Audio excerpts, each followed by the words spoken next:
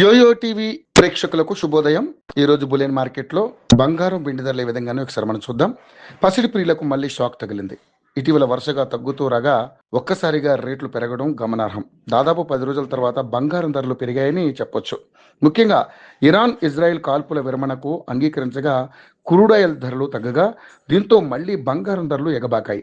వెండి ధర మాత్రం స్థిరంగానే కొనసాగుతుంది. ప్రస్తుతం బంగారం వెండి రేట్లు ఎలా ఉన్నాయనేది ఇప్పుడు మనం తెలుసుకుందాం. ప్రస్తుతం దేశీయంగా హైదరాబాద్ నగరంలో 24 క్యారెట్ల బంగారం ధర 1470 రూపాయలు పెరగగా 22 క్యారెట్ల బంగారం ధరపై 1350 రూపాయలు పెరిగింది. తాజాగా మార్కెట్ వివరాల ప్రకారం హైదరాబాద్ లో 24 క్యారెట్ల 10 గ్రాముల బంగారం ధర 1,53,170 రూపాయలు. అదేవిధంగా 22 క్యారెట్ల 10 గ్రాముల బంగారం ధర 1,40,410 రూపాయలు.